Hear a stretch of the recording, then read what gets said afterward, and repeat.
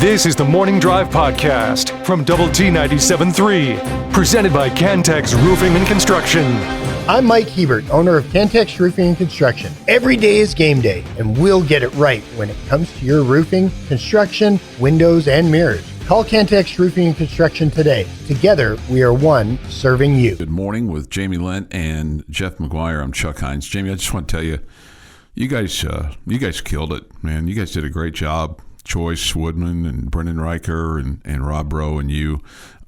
Just a number of great interviews and conversations and things, all that you can go to doubleTsportsnetwork.com and listen to as you're, maybe driving on vacation or driving around town or just, looking for a little extra content on what's going on. But just outstanding work. Of the players that you talked to, who stood out to you, or who did you enjoy talking with the most? Anthony Holmes. Yeah, that was really good. Yeah, he's a fun guy. Yeah, he was. I've long said that, defensive linemen, especially interior defensive linemen, seem to always have the best personalities. They don't take themselves too serious. They're big guys. They have a lot of fun. They're fun guys. I was talking with our youngest grandson last night, the 6-year-old, and he had a little bit of an attitude towards the end of the evening against his mother. And I said, Jamie was talking with this guy on the radio the other day, and he just, every time Jamie asked him a question, or every time he just said, yes, sir, yes, sir, yes, sir. It was just so polite and so genuine, and then his answers were great, and it kind of gives you it personalizes these guys that you see out on the field when you have these longer conversations with them. But I think the best thing about it was I can't remember the question that you asked him, but it was related to last year in Lee Hunter and him calling himself a fat man version of Steph Curry. And I think you asked him about something about him, and he said that he loved Christmas movies. Yes. Yes. And then you asked him, okay, what's your favorite one? And he said Home Alone. You're like, well, that's a good one. That's a great one. Yeah. But it is not what you expect from a big tough guy football player, right? No, not at all. Not at all. I think, the stuff, and I didn't hear every single thing that you guys did, but I enjoyed the conversation that you had with the executive director of the college football playoff. I think his name is Rich Clark. Is that right? Yeah, I wish we had more time with him. And it sure sounds like, he didn't, but it just sounds like, just in terms of the way he was talking, that we're going to have an expansion of the college football playoff next year. Yeah, it seemed like it was, an afterthought, but it's gonna happen. I don't know if I would guarantee next year, but within a couple of years, yes. Just a matter of, is it going to be 16 or 24? Right? Yeah. It feels like everybody's leaning towards 24. Okay.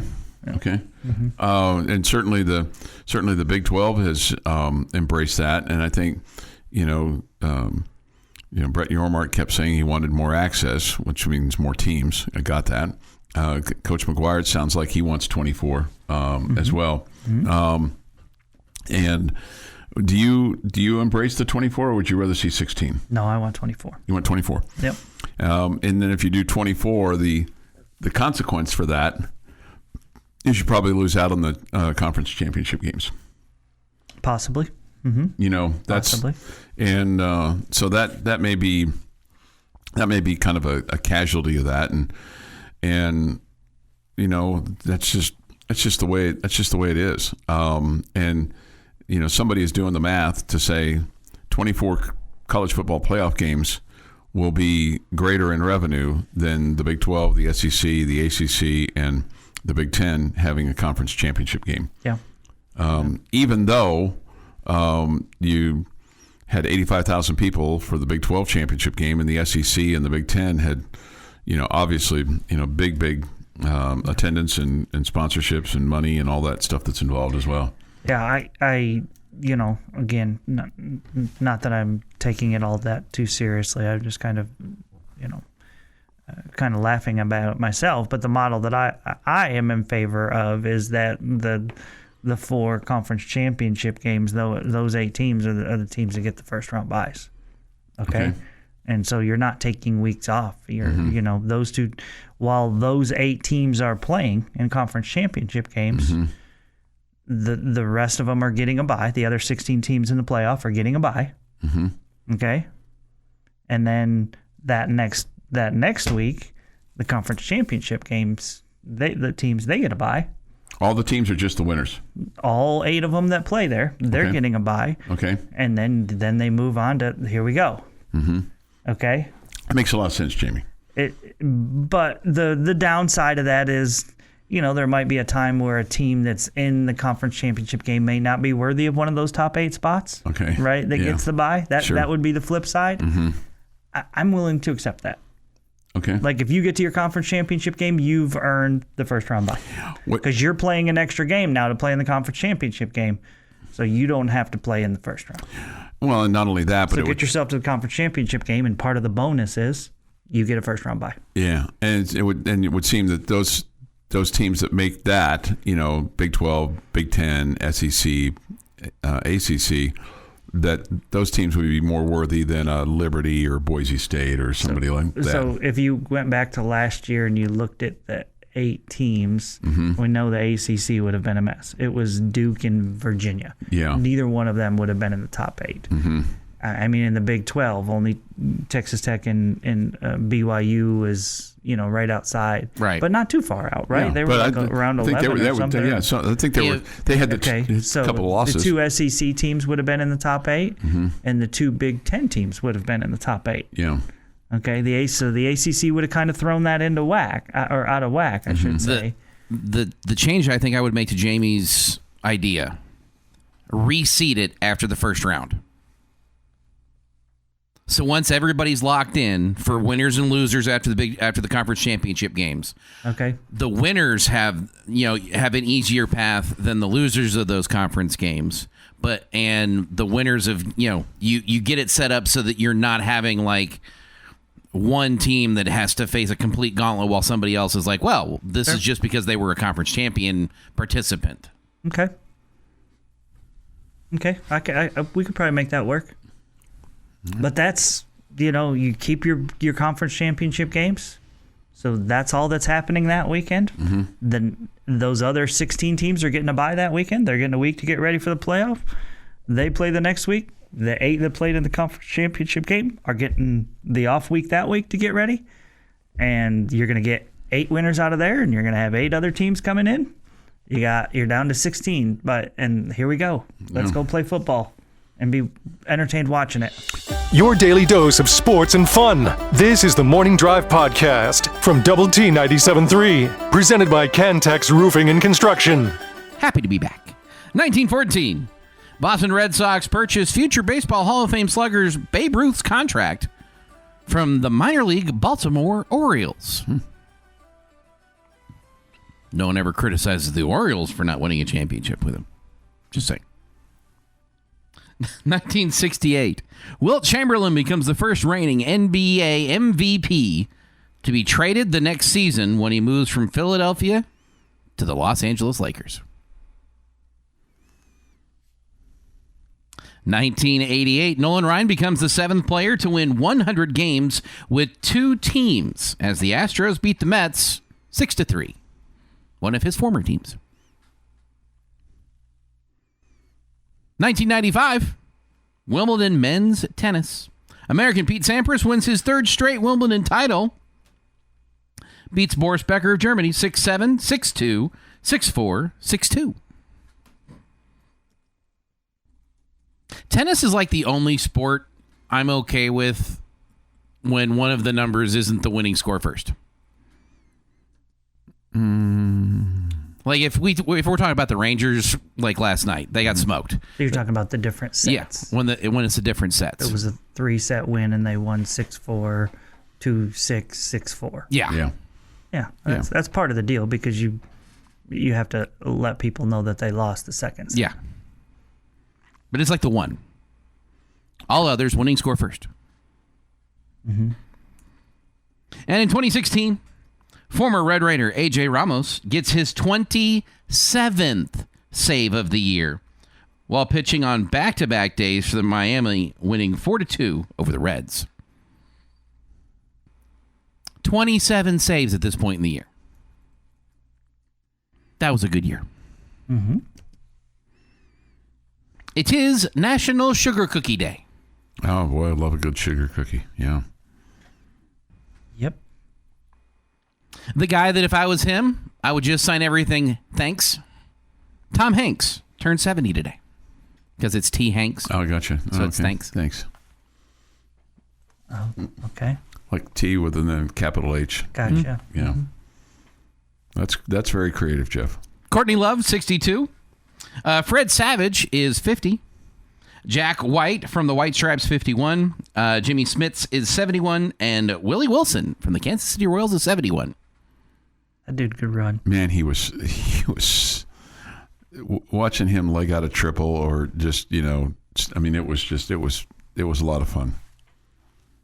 And on this day in 1960, President Dwight D. Eisenhower and Soviet Premier Nikita Khrushchev trade verbal threats over the future of Cuba. In the following years, Cuba would become a dangerous focus of the Cold War competition between the United States and Russia. This was the United States is no longer safe from Soviet missiles, and going back and forth between those. This was the prelude to the Cuban Missile Crisis. Yeah, that Kennedy would deal with a few years later. Yeah. And this day in sports history. This day in sports history. 6:49 this morning here on the Morning Drive. Thoughts, comments, Yates Flooring Center chat line. We get this. The Kyler Jordan interview was great. What an impressive young man. You enjoyed talking with him, didn't you? I did. I really did. He was a lot of fun. And just loved the way he, had so much love for Lubbock, even though he decided to go off and play for Baylor, all that good stuff. But, and then it kind of talked about his teammates, giving him some grief about living here and all that. And he stood up for us. So okay, good. Appreciate that. Yeah, he was a good dude. Good. And then Terrence Carter seemed like a pretty energetic, upbeat guy too to have conversation with, and he was not afraid to throw it out there, was he? Yeah, his interview was really good. His stuff with Joyce and the 2-minute drill, if you haven't watched those, were really good as well. So yeah, he was a fun guy. I mean, obviously these schools pick guys that are, going to be good representatives for them, and I absolutely thought they did a great job with the guys from Texas Tech. No question. They were all good. No question. And I kind of felt for Coy Aiken because we got him right off the bat, and I was told that Coy's not much of a morning guy, and he. His stuff was good and all that good stuff, but already you could see he was done answering questions. He was like, yeah. Did you? And I could feel for him. I was going to say, did you take him aside and say, look, Coy, I get you, man. I am not much of a morning guy either. Yeah, I feel for you. So, but I mean, again, his answers were great, but it just looked like he had enough. Yeah.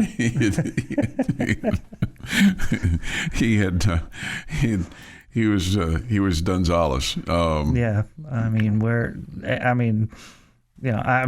good. Answered all the questions and gave good answers, all that good stuff. But you could see, this whole talking thing. I just want to play football. Yeah. Just from listening to what you guys had conversation with Coach McGuire, I was glad to hear that he got some coaches that just kind of checked on him, during the whole Sorsby situation. Yeah, that didn't surprise you though, right? I mean, because we hear from the ADs and publicly and all that, but we weren't hearing from the head coaches. Mm-hmm. And it always feels like they protect each other pretty well. Yeah. And so, I mean, to me, that wasn't surprising. That was kind of what I was expecting. Yeah. And also hoping for. Yeah, I think the one that surprised me that came out was Sonny Dykes, but I think there's some bitterness there too that goes way back, grudge holding and things like that, which you can only understand. I mean, as kind of his time here and his dad's time here and how it ended and all those kinds of things. So, it is what it is.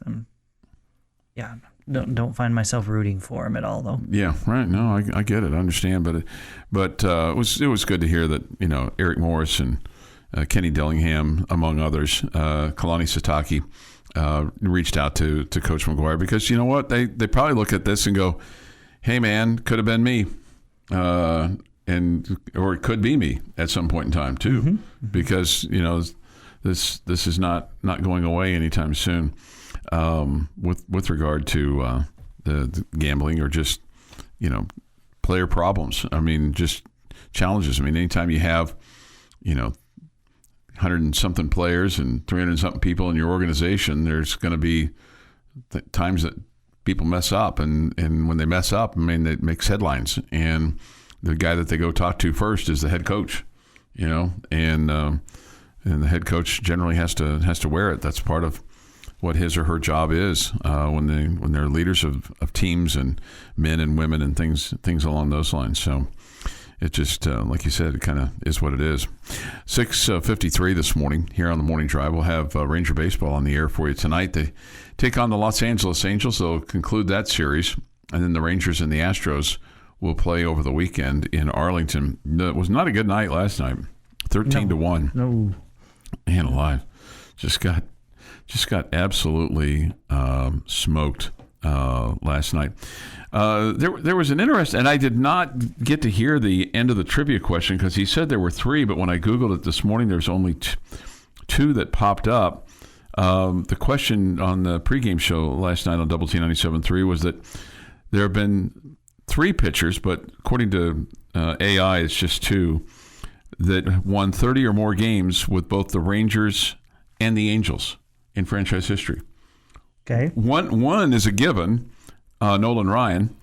It may surprise you that he won just 51 games for the Rangers, and he won 138 for the Angels. C.J. Wilson? It could be, but the other guy that they list is Ferguson Jenkins, who won 93 with the Rangers, and I had forgotten that he had played for the Angels and won 30 games with the Angels. But C.J. Wilson could be the third. I'll check that out and report back to you.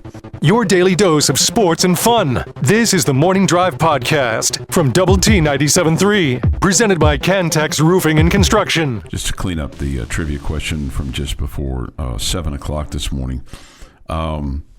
C.J. Wilson was the third. Jeff had that right. C.J. Wilson won 94 games in his career and won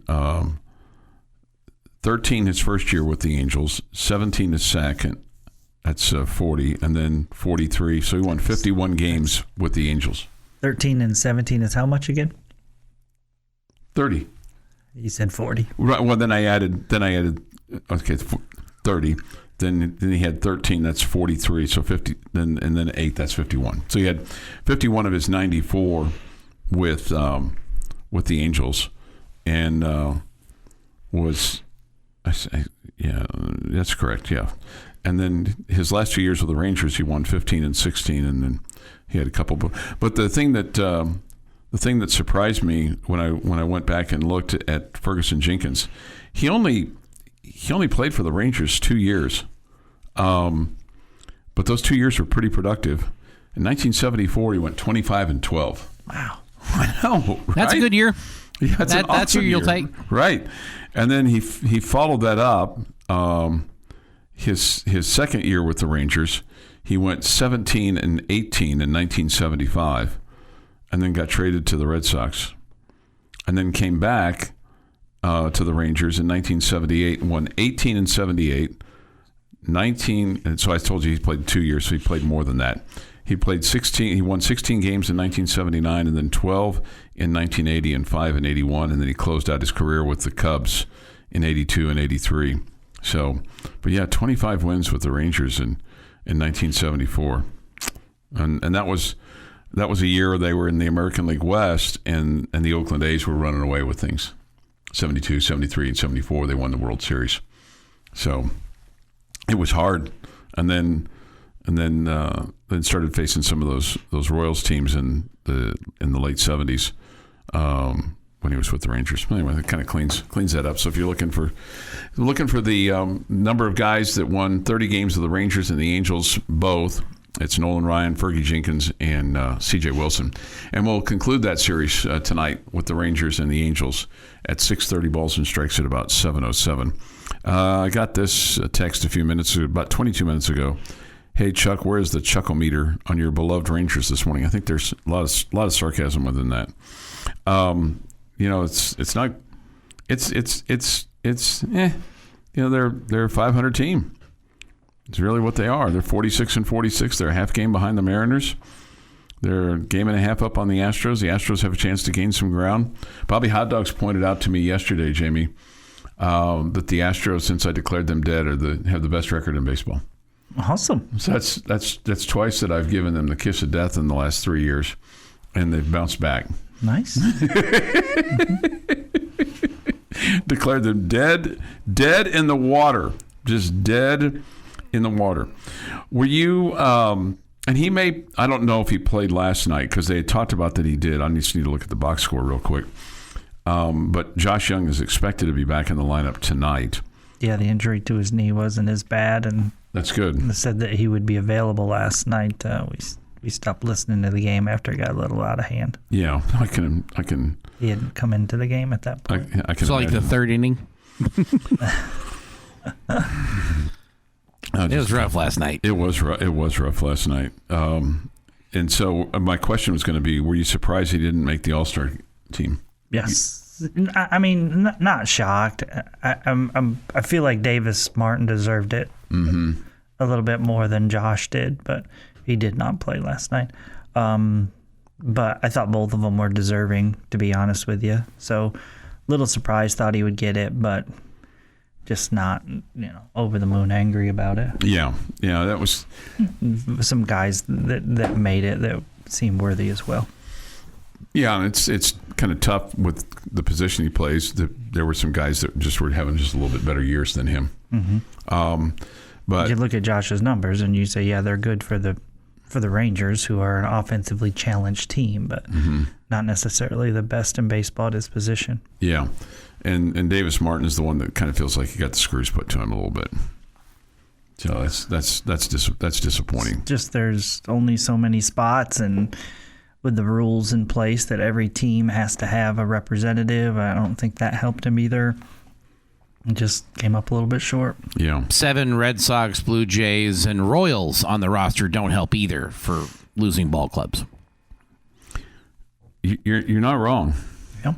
I'm not. You're not wrong. Listen, I've had bad baseball teams. We've had one All-Star. That's how that works. And only 2 of them have been voted starters, one for the Blue Jays and one for the Red Sox. And that's a different story. If the Royals had 5, and I'm picking on the Royals here only because Chuck's here. If the Royals had 5 guys voted in as starters, I would have no issue if they had 5 All-Stars. Because it's the fan vote. That's what gets them to that point. That is how an All-Star game should be, that the fans getting to pick who's going to the game and those guys play. But this was the manager adding not 1, but 2 Royals. Right. To his 3 after having one. No, it's 2 added after having a starter voted. Yeah. Who are in what place in the American League Central? They're second to last, or if they're not last. I mean, they're how many games back? A bunch. I mean, we talked about this. We talked about this a little bit yesterday. That really in the American League, there's only 2 teams that are really out of the wild card race, and that's Kansas City and the Angels. Yeah. So that's really all you need to know right there with regard to that. I am in fact a little bitter on how the American League All-Star roster is sitting right now. We're detecting that, aren't we, Jamie? Yeah. and deservedly so. I was very disappointed. And not just for Josh and for Davis, by the way. Ezekiel Duran should be there too. Look at his numbers at second base.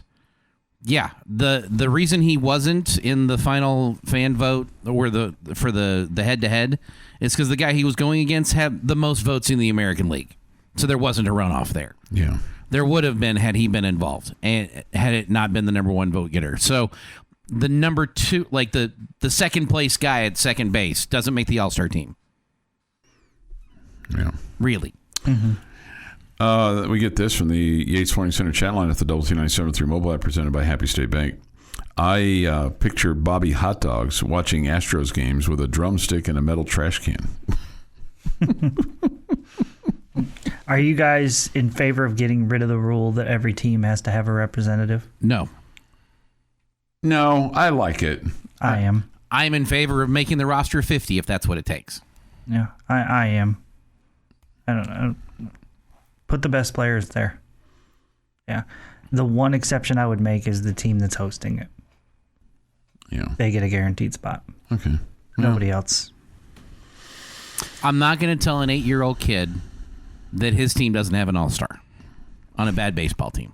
You know what, Jeff? At some point, you have to tell an 8-year-old kid no. Right. That's right. You have to tell an 8-year-old They kid get one. to move away from the cake and eat a bite of carrot. They get one. Okay. They can see the entire Yankees infield or Rangers infield or Red Sox infield, but they get one all-star. Did your parents do that to you? Tell you couldn't have cake, that you had to eat a carrot? No, sure. Did they? Okay. Yeah. Yeah. Okay. You have to eat. Yeah, we grew up with consequences, Chuck. It's not. No, I This did is too. a new phenomenon that the kids don't have consequences. Yeah. No. There were many days I couldn't sit down. I had consequences. No. I witnessed a young man have a consequence last night because he rolled his eyes. He didn't get to take home a soda. So, he lost his opportunity. It happens. It happens. If you're gonna roll your eyes and do, then you're not going to get rewarded. 7:25 this morning here on the Morning Drive. Good morning. Jamie's question of the day is next. This is the Morning Drive Podcast from Double T 97.3, presented by Cantex Roofing and Construction. Jamie's question of the day on Double T 97.3 is brought to you by Connecticut of West Texas. Okay, so I've got one of those fantasy questions for you today. Oh, okay. It's not really living in reality. Wow. It could be. Okay. Could be, but you just never know. All right, so I'm granting you the power today to know that the Red Raiders are going to win the Big 12 championship game, and then they are going to go on to play the 3 other Power 4 conference teams, one from each conference team in the playoff. So you're playing a Big 12 team in the championship game, Okay. and then your college football playoff games include one team from each conference, Okay. each Power 4 conference, except the Big 12. Who are those 4 teams you're playing? Who are those 4 teams you're playing? All right. I think you're going to play. No, not who you think, but who you want. Oh, who you want? Who do you want? Who do you want? Right now, I want to play Cincinnati in the Big 12 championship game. Okay, I want to play them. In the ACC, I want to play SMU. Okay, just take them down. In the Big Ten, I want to play USC. And then in the SEC, I want to play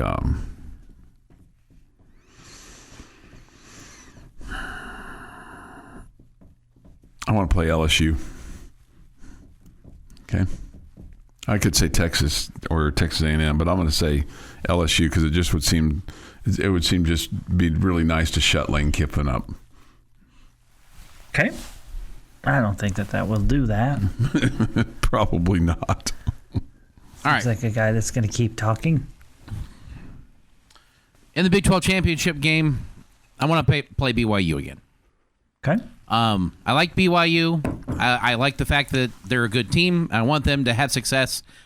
That means that they get to go to the Big 12 championship game.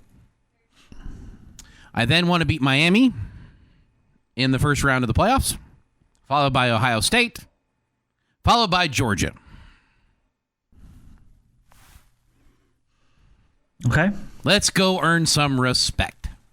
Okay. Those are good choices. I think BYU gets you the most respect in the Big 12 Conference. Mm-hmm. I think Utah would be second on the list.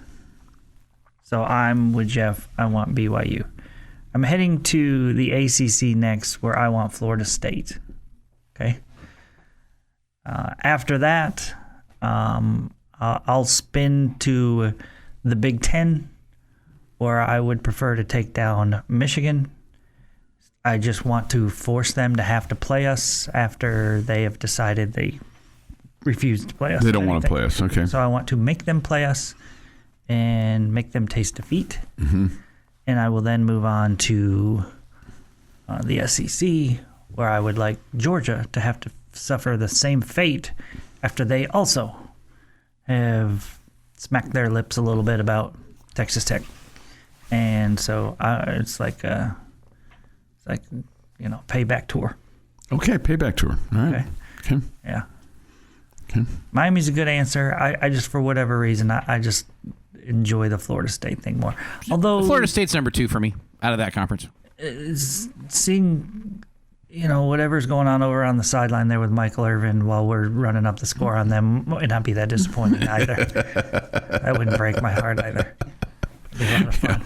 Maybe they put him away somewhere. Maybe Put him away. Put him in a padded room. Put him up in a suite or something.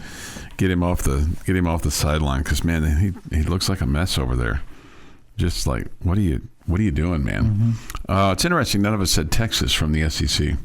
That means they made the college football playoff. Why would I want that to happen? Yeah. That and the fact that I don't want to deal with the week of fear of the disappointment. Okay. Yeah. Even though I'm telling you we won. Right.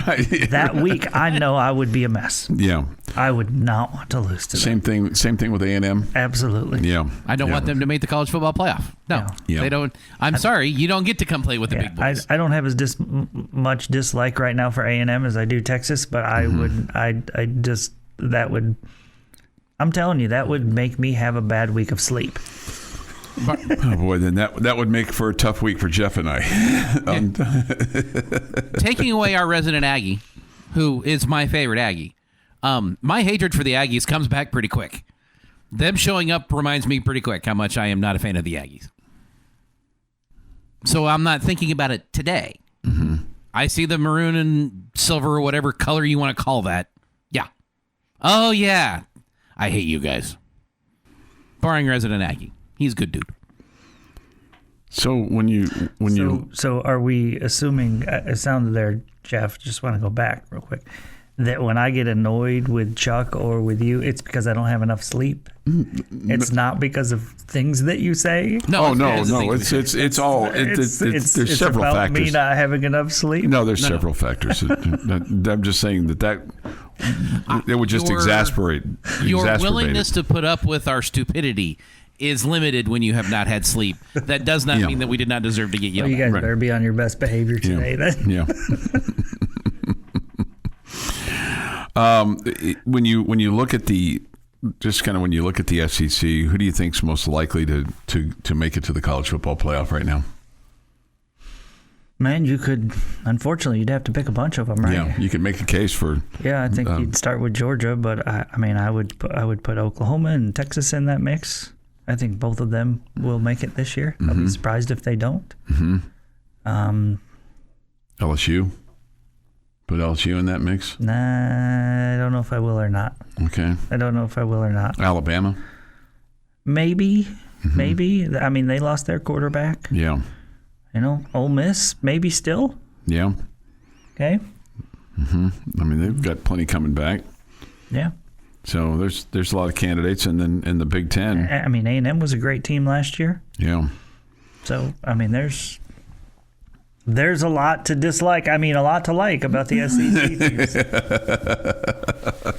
7:40 this morning on the morning drive. Reminder, we'll have the Rangers and the Angels tonight from Arlington, and then the Rangers host the Astros over the weekend on Friday, Saturday, and Sunday. So we'll and then it's the All-Star break starting on Monday with the Home Run Derby, and then the All-Star game itself on Tuesday, and we'll have both of those things for you here on Double T 97.3. The Morning Drive podcast from Double T 97.3 is presented by Cantex Roofing and Construction. Hey, good morning. It is 8:02 this morning here on the Morning Drive. Good morning with Jamie Lent and Jeff McGuire. I'm Chuck Heinz. It's great to have you join us today. Hour 3 of 3. We come to you from the First United Bank studio here in downtown Lubbock, and look forward to hearing from you today on the Yates Flooring Center chat line. Visual Edge IT hotline is open as well at 806-771-0973. Could you feel the power of the Power Hour coming through your headphones as you were preparing for Big 12 Media Days over the last couple of days, and you were anxiously awaiting your moment at the mic?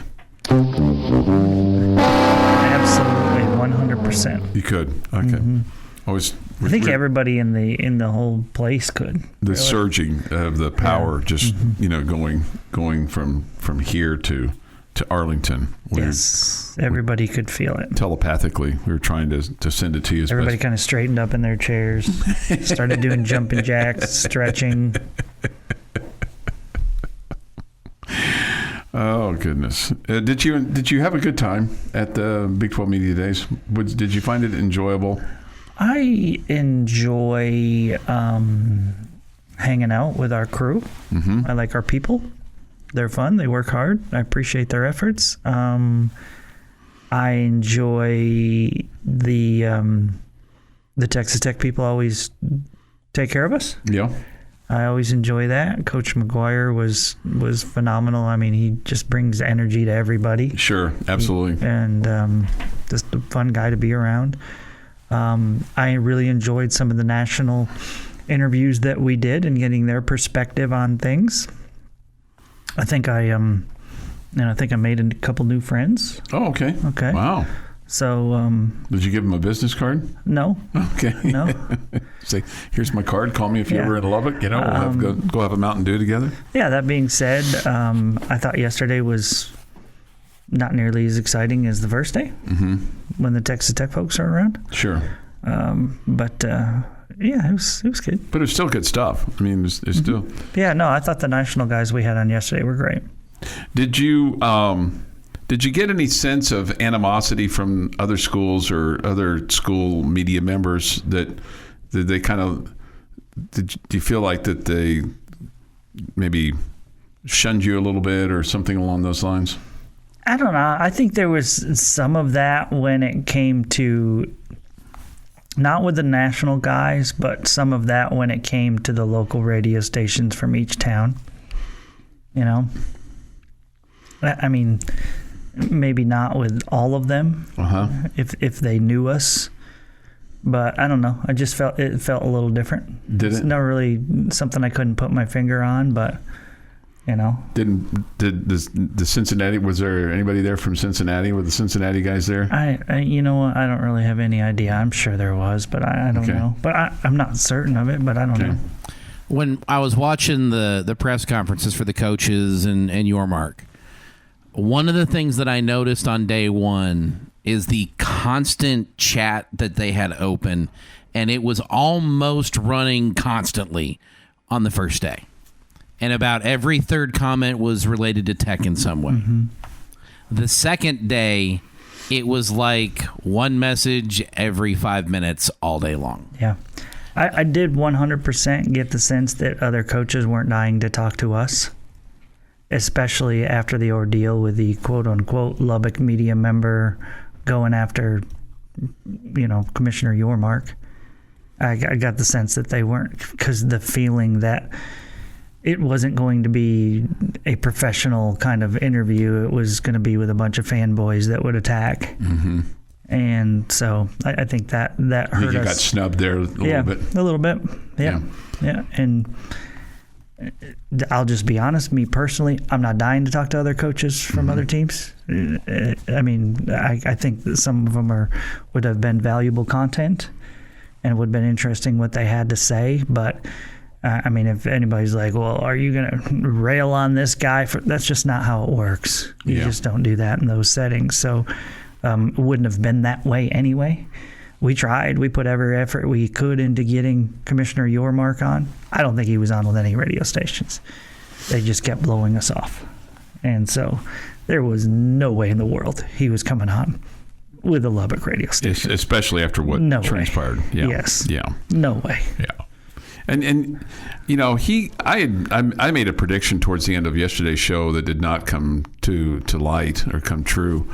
I thought that he would issue some kind of statement of, hey, I could have handled myself a little bit better. I could have been more of a commissioner. I should have maybe commented a little bit more, handled myself with a little bit more decorum. You know, for a guy that you've put in charge of your conference and who makes millions and millions of dollars and is in charge of millions and millions of dollars, who's the face of your conference. I thought I didn't like how the question was asked. It was clumsy. It was awkward. It was confrontational. It was all those things. Didn't need to include tortillas and all that other kind of stuff. Attacking in nature. But I do feel like the commissioner could have handled that better and probably could have handled the whole situation better at the start if he'd have just said, I know everybody wants to talk about this. Today we're talking about this. Here's my thoughts on this. We are not going to ding, ding, ding, ding, ding, ding, ding, tolerate gambling, blah, blah, blah, blah, blah. And that way he could essentially say, asked and answered, guys. I've already said I'm not talking about this.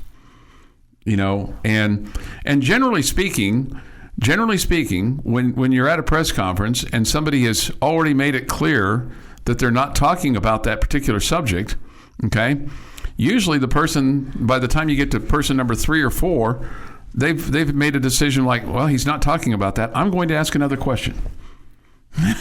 So it's kind of on both of them, to be honest with you. 100%. And I feel like the question asker got what he deserved. At the same time, there's been plenty of times when a media member asks a really awkward or dumb question and the coach or whoever is up there handles it with grace. With grace, yeah. Yeah, I don't think he handled it with grace. There is not a media member who goes to press conferences on a regular basis that hasn't asked a stupid question. It happens to everybody. You stumble over words.